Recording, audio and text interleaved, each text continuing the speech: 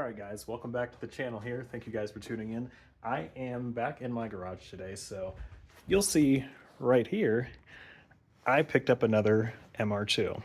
And this thing is stupid clean. Like, the rear bumper's faded, that's about it. It's also got a Honda K24 in it with a massive like 66 millimeter turbo. It is really nicely built. So I've just got to finish putting it together. Also with this, I'm going to start working on this a little bit more, putting this back together. And that you'll see right there is my new project car that I'm going to be using as technically a flip car, but honestly my dad wants it, so I think I'm going to build it for him. And he can sell the car that he currently has that he's making payments on, and yeah, because he also wants a manual daily that is a manual Mazda 3. Sorry, not Mazda Speed 3, just a regular Mazda 3. But I was like, I picked this up for stupid cheap. I'm like, I have another engine there. This engine's got rod knock or something, won't turn over. I'm thinking a main bearing spun. This one definitely has rod knock. But I'm like, between both of these, I should have enough parts to make a good running vehicle. About that, like, just look at this. I've been wanting a blue mica MR2 since I've been looking for an AW11. Like, this thing is just bonkers clean. I will be getting these. Toyota still makes them, so I'm going to get those, get them painted to match. It even has the supercharged body kit. So, fun fact for you, this vehicle is what that engine came out of, that supercharged engine right there. Technically the twin charge engine, but yeah.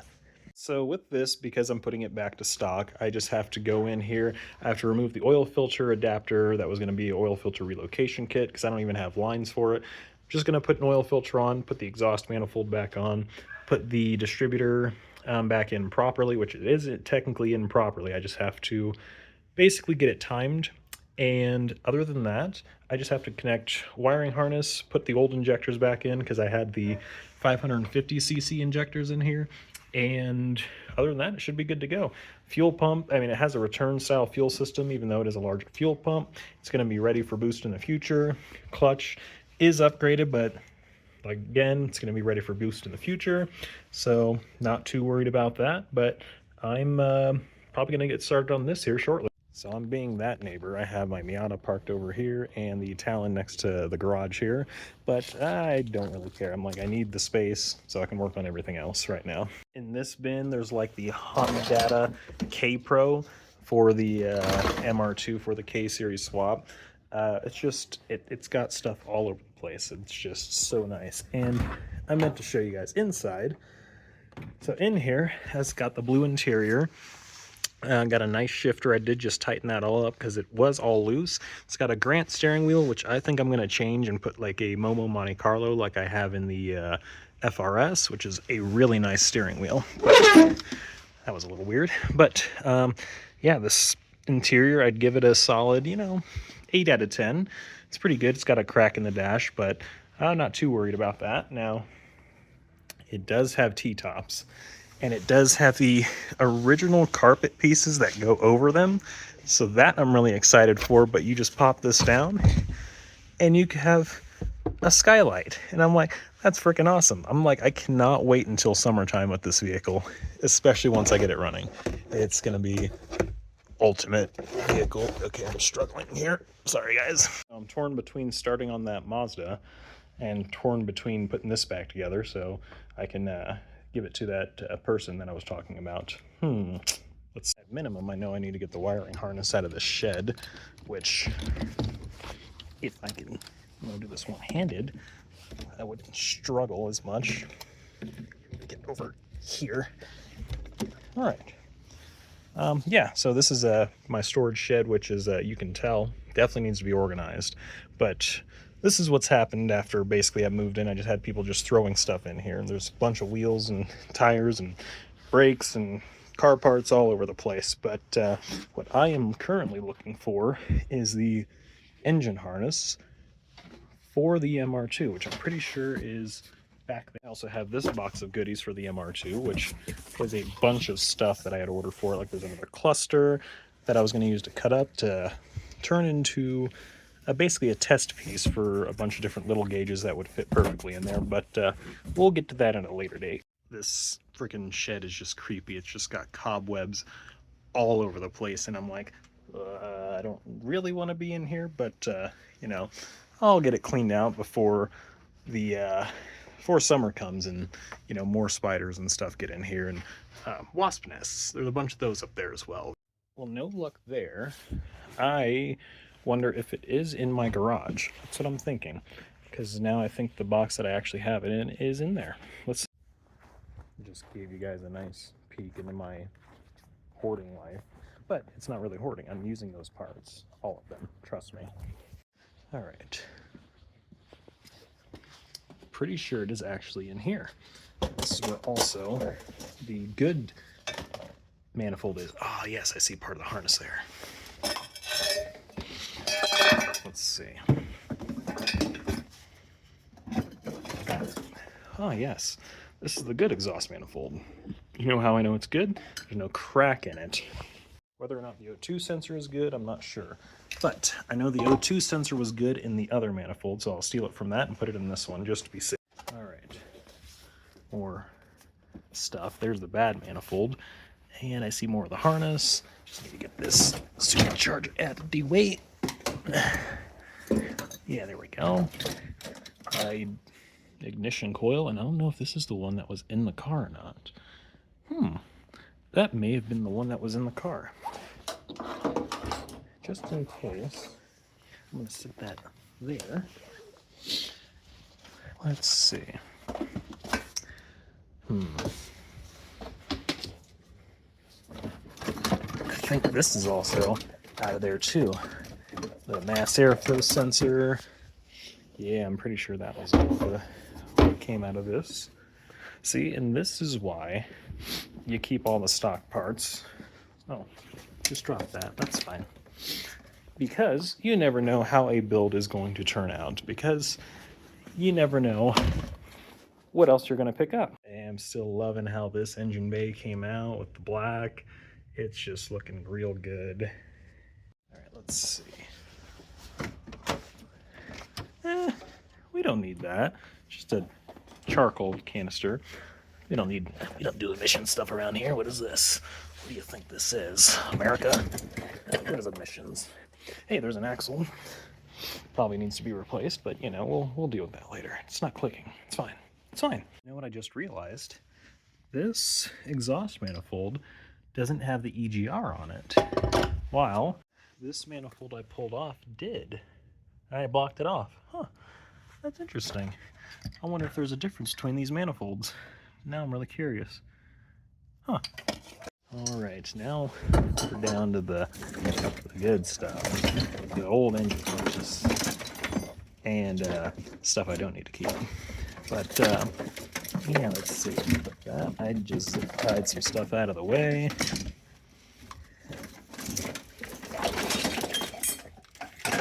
Yep. There we are. Now I need to, you know, get it out. Yep.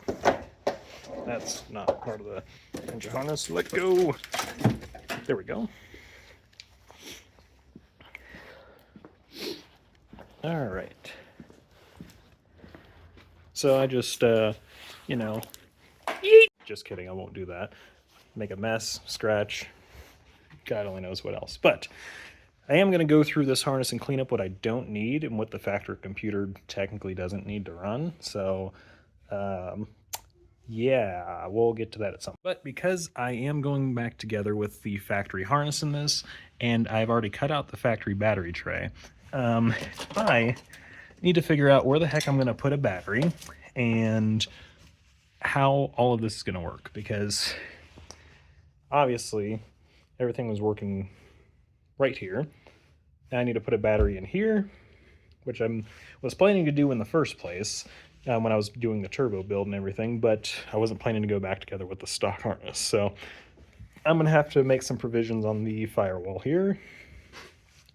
Go in here, run the battery wires to the starter, alternator, all that fun stuff. But I don't think it'll be too bad. It should be pretty good. Be a fun project to get that all taken care of as well. Of course, I will be still putting on these good brake pads, so it'll have good brakes on here. Everything will be working good. And of course, there's still stuff in the frunk here, like the turbo and the turbo manifold and all that stuff I need to go through. But yeah, we're not going to worry about that right this second. Those of you that do have these, you all know how much of a pain the oil filter is to get to. And it's generally right there where that little fitting is, where those two fittings are coming out. Now that's the oil filter adapter, which I'm going to be taking off for the time being. Will be going on this car at some point, but not right now. Now I just need to figure out how I'm going to get in here and get this off, because this sucker is tight as well. Yep, I'm struggling. All right. Now that I've rested you somewhere, let's see if I can get better grip on this thing. Oh.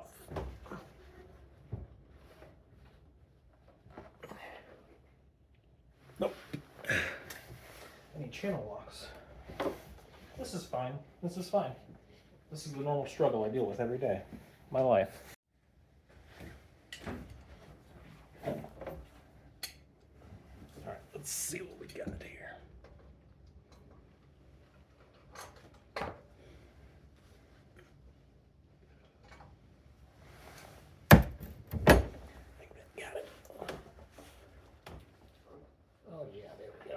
Oh no.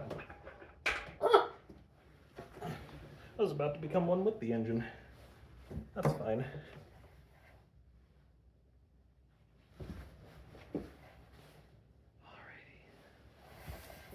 Alrighty. That right there is how it's done. The O-ring was coming off. It's stuck to the block because I had put some assembly lube in there. But there we go. That will go on at some point. Right now, I'll just put it in here with the rest of the stuff. I think I'll go back together with probably the oil pressure sending unit somewhere. Or we'll think. All right, and after a little finagling, got the oil filter off of that. Now just to put it back on there. I don't know if that's going to fit. Something tells me there's something missing there. Oh, I know what's gone. Well, that wasn't supposed to happen. It was only supposed to take this piece off, but at least I can thread this back in and get it secured tightly. All right, here we go. Got those apart. Now to put this back in the block, I'm just going to figure out exactly what size this is, get a socket on it, and then run it in. All right, got that threaded back on. Now time to go back together with the oil filter. If I can get that on. Let's see. Where am I?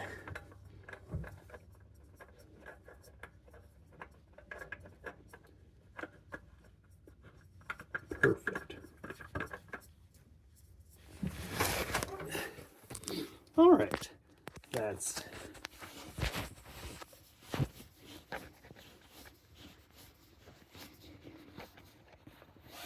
all right. There we go. Back.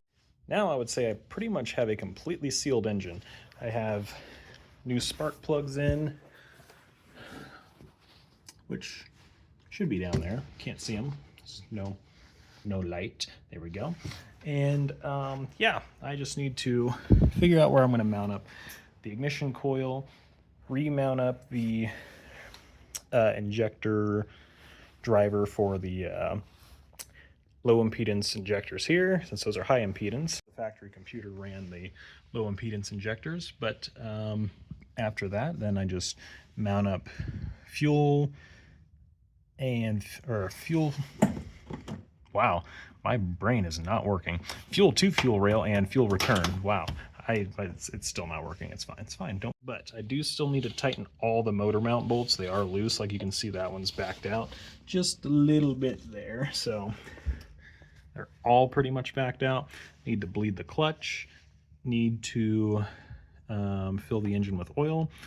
Prime the engine. Need to get the starter back in, which I should probably do before I put the exhaust manifold back on, because that'll be kind of a nightmare. And then, yeah, sorry I didn't make a video on this going back together. I put the engine in here in like it was a nightmare of a day, but my dad had helped me with it. But we got it back in, got it in. I was moving out of my house, and it was a rental, obviously, so it was, yeah, whole nightmare. But I got it back in there, and it was just nightmare of a video to even try to make. But I was on like a time crunch, so I didn't want to make a video while being on a time crunch. It just feel like it was just going to take too much time. It was just a nightmare. But now we're going back together with it. I did have to put the engine in through the bottom. I could not physically get it through the top. There was just no way it was going to go through without basically me sending it through the back glass here. It was a very interesting process, but tis back in. We're good to go. Also, for these wheels, do you think I should keep these on here? These are 14s, but I do have a set of black 15s that some of you may have seen in one of my previous videos that I think would look nice on here. I don't know. Let me know in the comments down below. All I know is these wheels are staying on this. These Hoshino Racing Hayashis. Amazing looking wheels on this. I think they just go with it with the side skirts and everything. I think it just makes it flow all together really well. I don't know. You guys let me know down below. Figured while I have you guys hooked up here, so there's a nice battery tray right here, which I have the battery charging. Nice water box for the water to air intercooler. This is the exhaust coming out of the turbo. Goes down through the floorboard in the trunk here. And so yeah, he did have to cut out the trunk. Everything is kind of positioned here, the actual water to air intercooler. But yeah, the exhaust comes out and goes down to these double pipes down here, which are absolutely massive on each side. And I'm thinking I'm going to switch to maybe a single exit, but I don't know. Even though they're massive and kind of obnoxious, I almost think it kind of fits the theme of the vehicle, but we'll cross that bridge when we get there. How about that? So for the K24 in there, because they're known for rods bending, there's also a set of forged rods here that I'm going to be able to put into it at some point when I want to make quite a bit more power. But this should be able to make, 500 horsepower, which in something like this is going to be stupid and just bonkers. Onto the Mazda 3 here, I'm probably just going to do a little bit, but maybe even if anything. But I picked this up because I picked it up for like 900 bucks. The guy had done all the motor mounts, put a new head on it, did timing chains, and then the bottom end started knocking on him, and now it just won't turn over. But I'm going to pull the engine out of it here in the next couple of weeks and see what I can find out what's wrong with it, see if I can rebuild it for cheap, maybe just slap some bearings in it. The clutch is good, or at least it feels like it's good. I'm going to inspect that while it's out too, but it does have oil in it, so I'm not sure why it would have started knocking, unless, just old something. Don't know. It only has 189,000 miles on it. That one has 206, and that one ran until it was low on oil. But between both engines, they should be good. But I'm like, this, in my opinion, is a really good deal. So I'm glad I can do this with this vehicle. I just love standing here and looking at it. Like, I know the front end on this needs to be put back together, but it just looks so good. So good. Here I have all the batteries charging, the one for the Mazda, the MR2, and that one was just a spare that was given to me that I had in this MR2 at some point, but it wasn't even for it. It just got the job done though. If you guys are looking for really good tools, these icon sets are really good, but this is an amazing little set. It's like 40 bucks or 30 bucks, something like that, but it's absolutely worth it. So it's a bit driver that has like an extension that also doubles as a ratchet extension. So you can lengthen the ratchet, or you can turn it into a screwdriver, or you can put it as like a socket bit and put a 1/4 inch bit adapter on it. This is just absolutely amazing. Like, highly recommend you get one of these. Harbor Freight, don't sleep on it, trust me. This has been helping me out with projects around the house and on the cars. It's just really good. Like, I put the shifter back together with that because it was like the billet shifter was just loose and coming apart, but that helped me get that and all in there, and it was just perfect for it. All right, so I'm sitting here in the old MR2. And I think I'm just going to end the video here. I know it's going to be more of a short video, but hope you guys enjoy it. I did get some stuff done on the cars, and I hope you guys are excited for the new build as I am. And with that being said, this MR2 is no longer going to be Ryoko. I'm sorry. But the person I'm giving it to will be able to rename it whatever they feel. Rename her whatever they feel. But that will be the new Ryoko, because if any of you have watched, or not watched, but read Overrev, it's a manga that is only in Japan, unfortunately. I wish they would bring it here, and I wish they'd make a live action of it here, but the main character, her name is Ryoko, and she has a blue mica, AW11 MR2, that's supercharged, and that's why her name is Ryoko. That's why this one was Ryoko, but this one, the Ryoko didn't fit it as well because it wasn't a supercharged one, it was just an MR2, and I was like, yeah, it's fine. But this one used to be a supercharged one, as you can tell by the engine that's sitting over there, and, well, I think Ryoko fits her because it's a blue mica, supercharged, and it's exactly what I've been wanting as well.